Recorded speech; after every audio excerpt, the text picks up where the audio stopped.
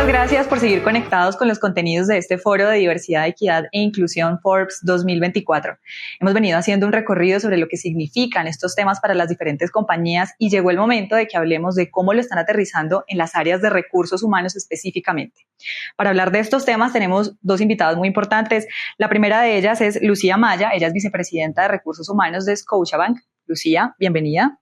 Muchas gracias por esta invitación. La verdad, este es un tema que en recursos humanos no solo nos encanta, sino pensamos que es vital en este momento. Y con ella también está Lina Correa, ella es directora de Talent Solutions de Manpower Group Colombia. Lina, bienvenida. Muchas gracias, feliz de estar en este espacio y poder compartir de verdad las tendencias que se están marcando hoy en diversidad, equidad e inclusión, que sabemos que son de mucho interés para todas las compañías. Bueno, y con ellas dos vamos a entrar entonces en materia. Yo quiero que empiece Lucía contándonos cómo Grupo Scotiabank ha aterrizado los temas de diversidad, equidad e inclusión en la compañía. Desde el área de recursos humanos, ¿cuáles son esos 3 pilares clave que ustedes han estado implementando? Mira, una cosa súper importante es que tenemos el compromiso absoluto desde el primer nivel en la organización para que este sea un tema transversal. Y cuando me preguntas si hay 3 cosas que tenemos que hacer, unas 3 cosas súper importantes es asegurarnos que tenemos los canales para atraer el talento diverso que necesita la organización. La segunda cosa es que creamos un entorno en el cual las personas sientan que se pueden desarrollar siendo ellas mismas. Y la tercera, que todos aprendamos, que nuestra gente conozca de los temas de diversidad y que todos nosotros en la organización podamos aprender y enseñar. Creo que es una dinámica fundamental y de eso se encarga Recursos Humanos, aunque hoy en día no queremos que sea una responsabilidad de Recursos Humanos, sino que sea extendido para todos, que salga de nuestro lugar para que se convierta en algo que viva dentro de la organización. Lucía ya lo dice, esta es una tarea que no tiene que ser solamente un propósito del área de recursos humanos, sino generalmente del propósito general de la compañía, valga la redundancia. Y yo quisiera aquí preguntarle a Lina, ¿cómo es que entonces las compañías pueden empezar a aterrizar ese propósito de ser más diversos y más equitativos? ¿Por dónde empezar un área de recursos humanos a trabajar estos temas? Claro que sí. Bueno, yo creo que algo muy relevante, y lo decía Lucía hace un rato, es que las políticas se vivan y se sientan dentro de las corporaciones, porque el propósito de esto es crear de verdad comunidades reales, no solo a nivel corporativo, sino a nivel de los stakeholders, que todos estén conectando con ese tipo de estrategias. Sin embargo, ¿qué estamos viendo nosotros hoy en las compañías? Cada vez más están generando este tipo de implementaciones, pero les cuesta mucho trabajo hacer ese tipo de atracciones porque desafortunadamente contamos con unos sesgos inconscientes al momento de atraer. Y aquí el consejo de parte nuestra para todas las empresas es: traten de buscar herramientas de inteligencia artificial que ayuden a disminuir esos sesgos para que puedan llevar ya a evaluar desde el potencial, creer desde la habilidad, y eso va a conectar muchísimo a nivel empresarial para que las personas que están en la compañía lo sientan. Cuando eso sucede, hay que venir ya a trabajar el foco cultural. Cómo las personas van a poder sentirse de verdad propios de una cultura, que piensan ellos, que creen ellos, y cómo trabajamos de verdad desde la pertenencia, que es algo que desde Manpower Group lo estamos incorporando ya a nuestro concepto de diversidad, equidad e inclusión, y empezamos a reconocer. ¿Cómo hacemos de que estas personas se sientan completamente reconocidas por su fluidez natural dentro de un esfuerzo que hacen dentro de un grupo empresarial? Y eso es muy importante porque hace que esa diversidad que vivan las compañías de verdad ayude a potencializar muchísimo la creación y la innovación. Lina, tú ya mencionabas algo importante y es el tema de atracción del talento diverso. Lucía, ¿cómo lo hacen desde Scotiabank? ¿Cuáles son esas estrategias de atracción del talento? Sabes que una cosa súper clave es que a veces necesitas ir a buscar las personas de manera proactiva, especialmente en segmentos que son, digamos, poblacionales, que tienen menos posibilidades y menos acceso en determinado momento. Me refiero a minorías puntualmente. Allí tú necesitas hacer esfuerzos proactivos, es decir, voy a buscar las personas exactamente donde están, o voy a ser muy específico y muy abierto y muy vocal en que quiero atraerlos para que yo pueda tener como una diversidad poblacional importante. Por otro lado, también es clave, nunca vas a poner en juego, digamos, el perfil del cargo, pero también necesitas abrir tu mente si tú quieres traer talento diverso.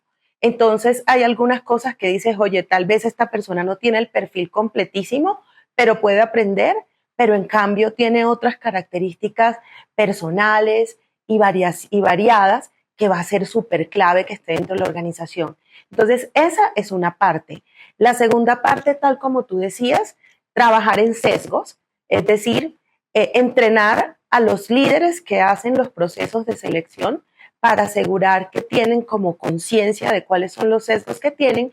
Y nosotros utilizamos una herramienta que se llama hoja de vida oculta, en la cual tú le quitas el nombre, le quitas la foto, para que las personas se concentren en las capacidades, en el perfil y en el ajuste al perfil. Estos son como procesos como claves que nos permiten garantizar que podamos hacer buenas atracciones con diversidad. Está demasiado interesante esa estrategia de la hoja de vida oculta. Tienes toda la razón. Finalmente uno termina evaluando lo que le interesa a la compañía evaluar, que son las capacidades del colaborador que quiere vincular. Lina, ¿qué retos han identificado desde Manpower Group que tienen las compañías a la hora de crear equipos más diversos? ¿Cuáles son esas cosas de pronto en materia cultural o si son de sectores que son muy tradicionales e incluso puede generar alguna fricción con sus clientes y sus públicos objetivos o no sé? ¿Qué nos puedes contar? Bueno, los retos más grandes que tienen las compañías es la cultura, porque todos tal vez tenemos en nuestra mente en querer hacer las cosas bien, pero es tan inconsciente a veces el comportamiento que tú tienes que trabajar mucho en la cultura. Entonces es allí donde las empresas que han logrado empezar a hacer la atracción muy bien, pero cuando las personas llegan a ser parte o a pertenecer de ciertos grupos, no se sienten incluidos realmente. Y no es porque no se quiera incluir, es porque no se conoce una metodología real para poder participar y hacerlos partícipes. Entonces ahí es donde la cultura de la compañía tiene que trabajar muchísimo en los líderes, poder que los líderes entiendan hacia dónde va la cultura y cómo ellos acompañan a todos sus equipos de trabajo para que podamos conectar de manera genuina con todas las personas pertenecientes a esos grupos de interés. Algo muy importante también que estamos viendo desde el liderazgo es que a veces tenemos ese pensamiento que tal vez las personas no son lo suficientemente productivas, que tal vez no me van a aportar mucho y ahí es importante entender que son personas, por eso evaluar y seleccionar desde el potencial le va a permitir al líder conocer realmente la esencia de esa persona, porque ese trabajo de él es súper importante, el de acompañar y llevar al máximo potencial y que eso haga que normalmente las personas sientan que hacen parte de una comunidad real, completamente genuina. Entonces esos dos aspectos son como lo más relevantes. Incluso nosotros hoy estamos viendo un fenómeno súper importante y lo venimos viendo en los últimos 10 años y es la escasez del talento. El 66% de las empresas hoy están teniendo dificultad para atraer talento. Entonces, si nosotros no tomamos en cuenta este indicador tan relevante y adicional a eso estamos tal vez no viendo este otro mundo tan relevante donde encontramos gente muy valiosa y muy inteligente, pues eso va a incrementar, por supuesto, esa escasez del talento.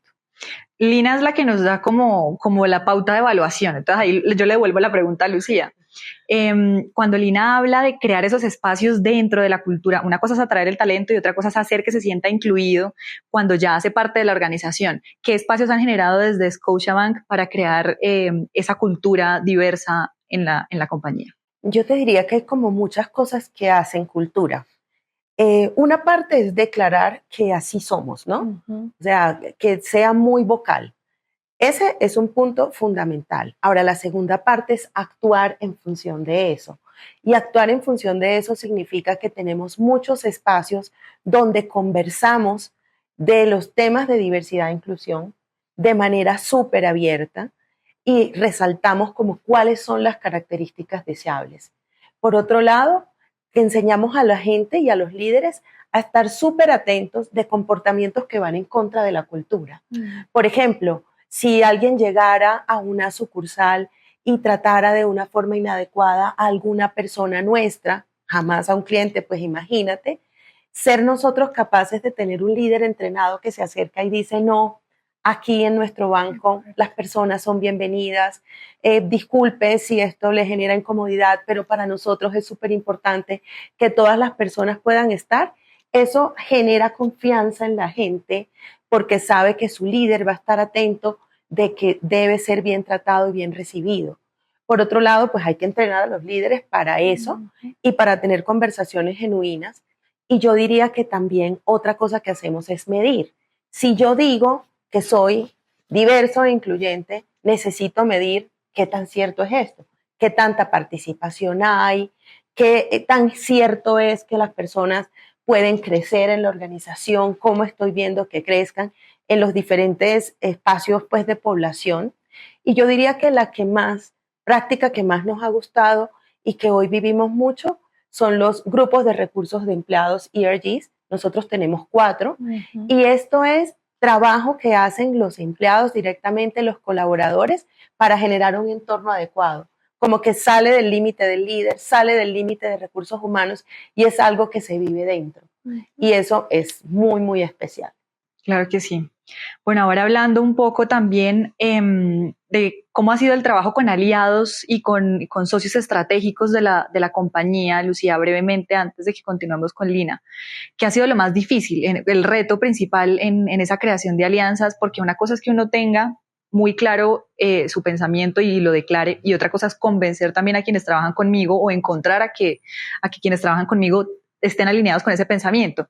¿Cómo lo han hecho? Realmente yo creo que todo pasa por conversar, ¿no? Por ser muy, muy claro en, óyeme, noté que tenías una conversación un poco fuerte frente a tal persona, que por ejemplo, una forma de diversidad es la de pensar distinto. Entonces, óyeme, alguien expresó su idea y no la escuchaste, no la cogiste, fuiste un poco fuerte, un poco reactivo en cómo recibirlo. Quisiera entender qué te está pasando. Eso hace que las personas sepan como, oye, sí, tengo que aprender, tengo que revisar cómo lo hago. Y por el otro lado, también cuando decías aliados, pensé en muchos aliados también externos que traes. Gente con la que te relacionas que está trabajando y que va mucho más avanzada en este camino y que te ayuda como con experiencias propias, con conocimientos y con casos de la vida, a darte cuenta que todavía tienes un camino muy grande que recorrer. Claro que sí. Lina, cuando hablamos de diversidad, no estamos hablando solamente de diversidad sexual, ya lo decía Lucía. Cuéntanos un poco desde Manpower, ¿qué otras diversidades han identificado que están teniendo retos importantes dentro de las compañías, además de la diversidad sexual, que ya es un tema que conversamos cada junio todos los años? Totalmente, y bueno, yo creo que es un tema que siempre va a ser de tema de conversación, por supuesto, porque siempre tenemos una brecha ahora a nivel de liderazgo en mujeres, de cómo estamos enfocando, por supuesto, los cargos en juntas directivas, hacia dónde va el trabajo, pero creo que esa parte ya sentimos como un movimiento, ¿sí? Importante, sí. Sí, que ha ido creciendo, que las empresas se han dado cuenta de lo importante de poder tener a las mujeres sentadas a tomar decisiones cuando somos el 80% de las decisiones de consumidor las tomamos las mujeres, pero un reto súper relevante es pensar desde la discapacidad. Nosotros hemos visto que muchas compañías están con ese propósito de verdad de querer generar espacios donde desde la discapacidad puedan aportar, porque encontramos muchas fundaciones que hoy logran empezar a buscar de que las personas después de cierta situación, sea que la estén viviendo o que vengan con ella ya desde nacimiento, puedan incorporarse nuevamente a su vida social, a un mundo laboral. Sin embargo, normalmente poder llegar a eso a nivel de infraestructura a las compañías todavía les cuesta. Y no es porque no quieran, sino porque desafortunadamente no están todas las herramientas listas y disponibles en los mercados de manera fácil para que esto pueda ser viable de manera exponencial. Entonces, normalmente, Lucía lo decía hace un rato, se definen políticas, se miden y esa es la métrica que siempre está un poco ahí más rezagada. Pero yo también les digo a las empresas, láncense por lo más fácil, láncense por lo más pequeño, no nos compliquemos con cosas tan difíciles, ¿sí? Sino que hagamos victorias tempranas, que eso movilice después otra acción. Entonces, ahí es donde tenemos que tomar la decisión de hacer como una evaluación interna de cómo estamos las compañías para este tipo de contrataciones. Empecemos por lo más sencillo. A veces vamos a decir, no, pero es que esto no tiene el impacto que queremos, pero vas por el camino correcto. Y ese primer paso es el que hace de que venga el segundo y cuando ves, pues ya llegaste al nivel que quieres. Entonces, esas son de las cosas que vemos de mayor dificultad, pero que siento que las compañías de verdad podrían dar esas victorias tempranas sin necesidad de pensar en cosas tan grandes. Y a la final la acción es la que va a mostrar el verdadero camino hacia donde queremos llevar este tipo de situaciones de diversidad, equidad e inclusión. Totalmente. Lucía, bueno, Scotiabank es un referente importante en temas de diversidad, equidad e inclusión y yo quisiera que nos contaras un poco contexto, algunas cifras de participación de mujeres, de participación de personas diversas o algo que nos permita también contarle a la gente por qué Scotiabank tiene un rol importante en ese renglón. Bueno, yo diría que una primera cosa, tal como decías, el trabajo en diversidad arranca probablemente por las diversidades más obvias. Entonces, en equidad de género, digamos que nosotros fuimos quienes muy rápidamente pudimos tener un poco más del 50% del comité directivo con mujeres. Tenemos una aproximación al 30% en la junta directiva de participación de mujeres. Hay otra cosa súper importante y es que aquí es muy fácil medir. Las siguientes diversidades son algunas que no son detectables porque es un proceso absolutamente voluntario. Nosotros, ¿qué hemos hecho? Tenemos una encuesta donde las personas se pueden identificar por grupos poblacionales, personas que se consideran afros, personas que se consideran indígenas. También hay personas que dicen yo tengo una discapacidad y que tú de repente ni siquiera lo sabes y en este proceso termina siendo visible. Y la siguiente pregunta que hacemos es, ¿quieres ser contactado? Y si la persona dice que quiere ser contactado, entonces ya nosotros lo buscamos para identificar cómo se está sintiendo, qué cosas están pasando dentro de él, qué tan integrado se está sintiendo en la organización. Y la verdad, eso ha sido maravilloso, más lo que les decía de los grupos ERGs. Los grupos ERGs, que son grupos de recursos de empleados, tenemos 4. Tenemos uno de equidad de género, uno de multiculturalidad, uno de discapacidad y otro de Pride. Y en estos hemos tenido una gran participación. Una cosa que es súper importante es que los sponsors de esos grupos son personas del primer nivel y la verdad todos nos activamos. En este mes que está Pride, está todo el mundo actuando como en función de Pride, pero además hay otra declaración y es que nosotros no queremos que el mes Pride sea el mes que marca la diversidad sexual, sino que tenemos una política que se llama aliados todo el año. Y aliados todo el año es que de repente nosotros hablamos de Pride el mes entrante o dentro de 5 meses o de la mujer no en el mes de marzo, sino en el mes de junio, para que de verdad esto sea una cosa que se viva y eso nos ha funcionado súper bien. La verdad creo que ha sido como parte de nuestra dinámica cultural. Y una última cosa, nosotros tenemos dentro de nuestros valores y dentro de nuestros pilares de liderazgo la diversidad y la inclusión. Y eso está medido. Entonces, eso hace que de verdad sea algo que está declarado, medido y vivido. Y nos hace muy orgullosos. Bueno, para que vayamos cerrando, quisiera hacerle una última pregunta a las dos y es que, bueno, esta conversación no solamente la van a ver líderes de grandes compañías, sino también quizá alguien que tiene una pequeña pyme, una empresa mediana. Y yo quisiera que de parte de ustedes le entregaran algún consejo a estos líderes de recursos humanos de esos contextos distintos sobre cómo empezar a ser más equitativos y más inclusivos y más diversos en sus operaciones.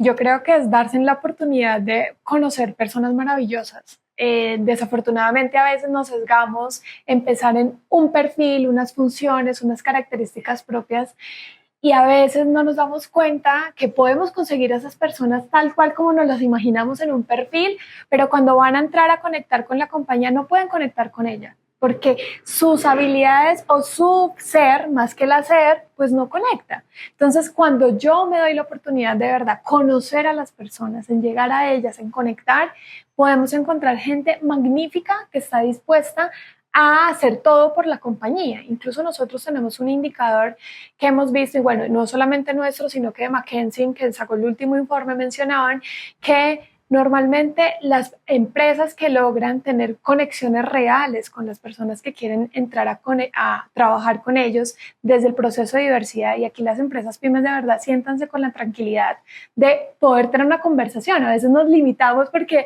también nosotros nos sobreactuamos porque queremos ser perfectos, pero la verdad lo único que son personas, ¿sí? Que quieren ser tratadas común y corriente. Entonces quitémonos ese sesgo, y McKinsey lo que decía es que cuando se logra esto, las personas que llegan a trabajar a estas compañías logran tener un nivel de engagement mayor al 39% de lo que se vive normalmente en personas que no tienen de pronto esa misma conexión. Y también hay un indicador súper importante, y es que se está aumentando entre un 15 y 20% la productividad de las personas que logran tener este engagement. Entonces, cómo conectar con la gente hace de que conecten con el propósito de la empresa, no importando el tamaño que sea. Incluso cuando una empresa es pequeña, requerimos gente con mayor conexión porque necesitamos hacer más tareas de las que normalmente se requerirían para el cargo. Entonces, cuando te sientes conectado con ese propósito, hace de que, por supuesto, sea mucho más fácil la atracción de todo lo que lleven dentro de la estrategia de la compañía. Así que lo más importante es tener conversaciones genuinas, abrirnos a hablar con las personas, a conocer y a conectar de manera correcta. Yo coincido en todo lo que ha dicho Lina, entonces voy a invitar a mis compañeros de las grandes compañías a hacer un ejercicio que es un ejercicio que hemos empezado a hacer nosotros este año. Hicimos una invitación a todos nuestros proveedores, y dentro de nuestros proveedores dijimos, no voy a escoger a los más grandes, voy a escoger a mis proveedores que son más pequeños, que tienen menos acceso a formación en estos temas, para que vayan aprendiendo un poco de diversidad, equidad, inclusión, y cómo podemos hacer procesos al interior de nuestras organizaciones para garantizar que el flujo con los stakeholders sea como el adecuado. Entonces si ya yo llevo un camino recorrido, qué maravilla poder compartir con nuestros inmediatos partners, que pueden ser proveedores, en contarles cómo lo podemos hacer. Y por otro lado, recordar que hay aliados. Por ejemplo, nosotros trabajamos muy de cerca con la Cámara de la Diversidad, y la Cámara de la Diversidad hace reclutamiento de hojas de vidas valiosísimas que están disponibles y que son diversas. Busquen fuentes distintas. Hay muchas personas valiosas esperando por una oportunidad.